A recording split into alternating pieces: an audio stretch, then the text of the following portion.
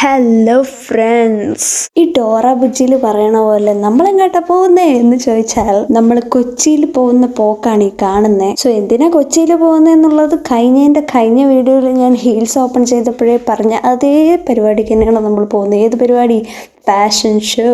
അങ്ങനെ ലേഡീസ് കമ്പാർട്ട്മെന്റിൽ നമ്മുടെ മെമ്മോ ട്രെയിനിൽ അടിപൊളിയായിട്ട് യാത്ര ചെയ്തുകൊണ്ടിരിക്കുന്ന സമയത്താണ് അവിടെ ഒട്ടിച്ചിരിക്കുന്ന പോസ്റ്റർ ശ്രദ്ധിക്കുന്നത്. ഈ കേരളത്തിൽ കൂടെ പോകുന്ന ട്രെയിനിന് എന്തിനാണ് തമിഴിൽ പോസ്റ്റർ ഒട്ടിച്ചിരിക്കുന്നതെന്ന് എനിക്ക് മനസ്സിലായില്ല. സോ എനിവേസ്, സ്കൂളിൽ പോണവരും കോളേജിൽ പോണവരും ഓഫീസിൽ പോണവരും എല്ലാവരും പോകുന്ന ഒരു ട്രെയിനാണ് മെമ്മോ ട്രെയിൻ. സാധാരണ ദിവസങ്ങളിൽ ഇരിക്കുന്നത് പോട്ടെ, നിൽക്കാൻ പോലും സ്ഥലം ഉണ്ടാവില്ല, ഒരു സൂചിപ്പിന് വെക്കാൻ കൂടെ സ്ഥലം ഉണ്ടാവാത്ത ഒരു ട്രെയിനായിരുന്നു. പക്ഷെ എന്താണെന്നറിയില്ല, ഞാൻ പോയ ദിവസം അതൊരു സാറ്റർഡേ ആയതുകൊണ്ടാവണം നിന്നും ഇരുന്നും കിടന്നും പോകേണ്ടത്ര സ്ഥലം ഉണ്ടായിരുന്നു. അതുകൊണ്ട് വിൻഡോ സീറ്റിൻ്റെ അടുത്ത് ഇരുന്നും അതിനുശേഷം അപ്പുറത്ത് പോയി കാറ്റ് കൊണ്ട് നിന്നിട്ടും ഒക്കെ നല്ല സമാധാനത്തിൽ ട്രെയിനിൽ പോകാൻ പറ്റും. ലേഡീസ് കമ്പാർട്ട്മെന്റ് ആയതുകൊണ്ടും തൊടാനും മാന്താനും ആരും ഇല്ലാത്തത് കൊണ്ടും തനിച്ച് പോയിട്ടും നല്ല സേഫായിട്ടാണ് ഫീൽ ആയത്. അൺസേഫായിട്ട് ഫീൽ ആവേണ്ട സിറ്റുവേഷൻ ഒന്നും താൽക്കാലികമായി ഉണ്ടായില്ല. അഥവാ അങ്ങനെ അൺസേഫായിട്ട് ഫീൽ ആവുകയാണെങ്കിലും പ്രിക്കോഷനായിട്ട് നമ്മൾ ഒരാളെ വിളിച്ച് അപ്ഡേറ്റ് ചെയ്യുന്നുണ്ടായിരുന്നു. അതിൻ്റെ ബോയ് ഫ്രണ്ടോ ഫാമിലിയോ ഒന്നും അല്ല ഗൈസ്, അതൊരു ലെവലാണ്. ആ ലെവല് ഞാൻ കുറച്ച് കഴിഞ്ഞിട്ട് പരിചയപ്പെടുത്താം. അങ്ങനെ എറണാകുളം ടൗൺ റെയിൽവേ സ്റ്റേഷനിൽ ഇറങ്ങിയ ഉടനെ ഫസ്റ്റ് ഞാൻ ചെയ്ത അബദ്ധം എന്താണെന്ന് വെച്ചാൽ, ഞാൻ എൻ്റെ ലഗേജ് മറന്നു വെച്ചു.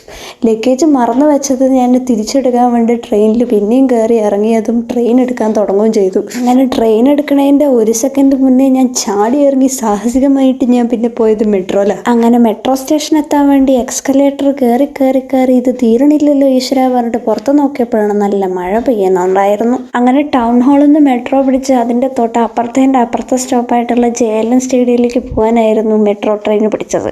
ഇത് സൂമിൻ ചെയ്തിട്ട് എനിക്കൊന്നും കാണുന്നില്ല എന്ന് നന്നായിട്ട് അറിയാം, എന്നാലും മതി സൂമിൻ ചെയ്തതേ ഉള്ളൂ. അങ്ങനെ സ്റ്റേഡിയത്തിൽ ഇറങ്ങിയിട്ട് അവിടെ നിന്ന് ലിഫ്റ്റും പിടിച്ച് താഴേക്ക് പോയിട്ട് ഞാൻ പറഞ്ഞ ലെവലിനെ വെയിറ്റ് ചെയ്തുകൊണ്ടിരിക്കുമ്പോഴാണ് ഞാനൊരു കാര്യം ശ്രദ്ധിക്കുന്നത്. പാലക്കാട് ടൗണിൽ കാട്ടിലും നല്ല ട്രാഫിക് ഉണ്ട് കൊച്ചിയിൽ. ഒരു സ്ഥലത്തു നിന്ന് അപ്പുറത്തെ സ്ഥലത്തോട്ട് റോഡ് ക്രോസ് ചെയ്യാൻ തന്നെ അരമണിക്കൂർ ആവുന്ന തോന്നണം. ഇതാണ് ഞാൻ പറഞ്ഞ ലെവളുടെ പേരാണ് ആരതി. ഞാൻ തൂക്കാന്ന് പറഞ്ഞിട്ടും കഷ്ടപ്പെട്ടിട്ട് എന്തിനാണോ എന്തോ എൻ്റെ ലഗേജ് അതുവരെ തൂക്കിക്കൊണ്ട് പോവുകയും ചെയ്തു. അങ്ങനെ ഏതൊക്കെയോ അധോലോക ഇടവഴി കൂടെയൊക്കെ പോയി അവസാനം അവളുടെ ഹോസ്റ്റലിലെത്തി. എത്തിയപ്പോഴേക്കും ഉച്ചയായതുകൊണ്ട് 2-3 ബണ്ണും പത്തിരിയും കടലക്കറിയും എല്ലാതും കൂടെ ഞങ്ങൾ ഷെയർ ഇട്ടങ്ങോട്ട് കഴിച്ചു.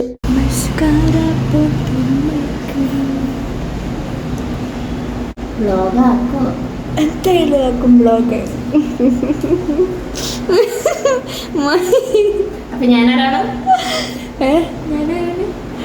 എൻ്റെ പേഴ്സണൽ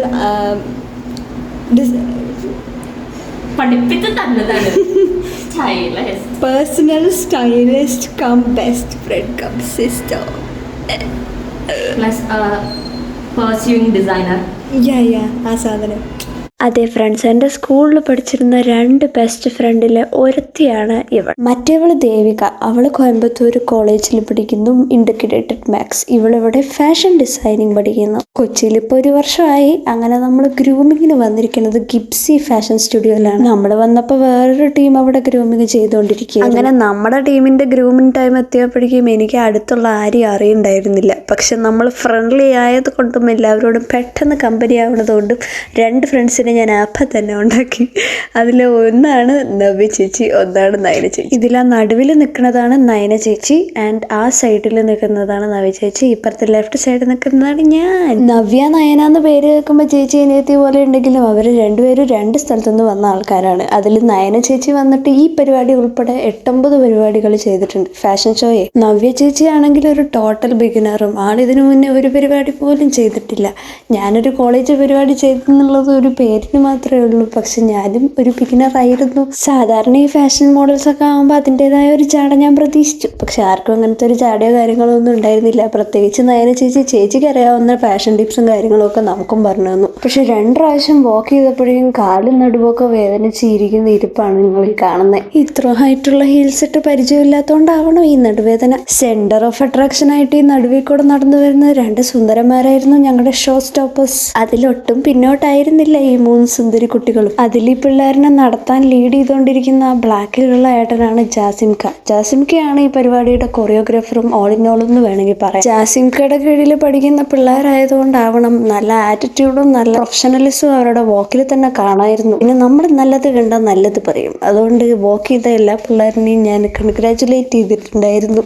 അടിപൊളിയായിരുന്നു കേട്ടോ നിങ്ങളുടെ വാക്ക് എന്നൊക്കെ പറഞ്ഞിട്ട്. കിഡ്സ് സെക്ഷൻ കഴിഞ്ഞ ഉടനെ പിന്നെ ലേഡീസ് സെക്ഷൻ ആയിരുന്നു. അതിൽ എന്നെ തന്നെ ആദ്യം അങ്ങോട്ട് നടത്തുകയും ചെയ്തു. എനിക്ക് പറ്റുന്ന പോലെ ഞാൻ നടക്കുകയും ചെയ്തു. പിന്നെ എല്ലാവരുടെയും ലൈനായിട്ട് നിർത്തിയിട്ട് ഒരു ഫോട്ടോ ഒക്കെ എടുത്തിട്ട് ഗ്രൂമിങ് സെക്ഷൻ അവസാനിച്ചു. പിന്നെ നമ്മൾ നേരെ പോയത് ഫുഡ് കഴിക്കാനായിരുന്നു, അതായത് ഡിന്നർ കഴിക്കാൻ. പിന്നെ കപ്പിൾസിനെ പോലെ കാൻഡിൽ ഡിന്നർ ഒന്നുമല്ല, സാധാരണ പൊറോട്ട പനീർ ബട്ടർ മസാല ഡിന്നർ. പിന്നെ നേരെ പോയത് കോട്ടൺ ഫാം എന്ന് പറഞ്ഞിട്ടൊരു എക്സിബിഷൻ നടക്കുന്നുണ്ടായിരുന്നു. ആ എക്സിബിഷൻ്റെ ഉള്ളിലോട്ട് കയറിപ്പോയി. അത് പോണ വഴിക്ക് തന്നെ ആയതുകൊണ്ട് വെറുതെ ഒന്ന് കയറിയിട്ട് പോകാമെന്ന് വിചാരിച്ചു. കയറിയപ്പോഴല്ലേ ഒരു കാര്യം മനസ്സിലായേ, കയറാതെ പോയിരുന്നെങ്കിൽ നഷ്ടമായേനെ. അത്രയ്ക്ക് നല്ല അടിപൊളി വൈബ്സ് ആയിരുന്നു അവിടെ. നല്ല അറ്റ്മോസ്ഫിയറും നല്ല സ്ട്രീറ്റ് ഫുഡ്സും നല്ല അടിപൊളി ക്യൂട്ടായിട്ടുള്ള ആക്സസറീസും എല്ലാതും അവിടെ ഉണ്ടായിരുന്നു. പിന്നെ നമ്മൾ ഓൾറെഡി ഹോട്ടലിൽ ഫുഡൊക്കെ കഴിച്ചുകൊണ്ട് ഫുഡ് സെക്ഷനിലേക്ക് അധികം പോയില്ല. ഈ കോട്ടൺ ഫാം എക്സിബിഷൻ ഇനി വരുന്ന ഓണം വരെ ഉണ്ടാവുന്ന കേട്ടത്. എനിക്കിവിടെ ഏറ്റവും ഇഷ്ടമായത് ഈ സെന്റർ ഓഫ് അട്രാക്ഷൻ ആയിട്ടുള്ള ഈ ലൈറ്റ് ചെയ്തിരിക്കുന്ന കളർഫുൾ പരിപാടിയാണ്. നല്ല രസമുണ്ടായിരുന്നു കാണാൻ. പിന്നെ ഞാൻ അവിടെ കണ്ടത് എന്താണെന്ന് വെച്ചാൽ ധാരാളം വളകൾ,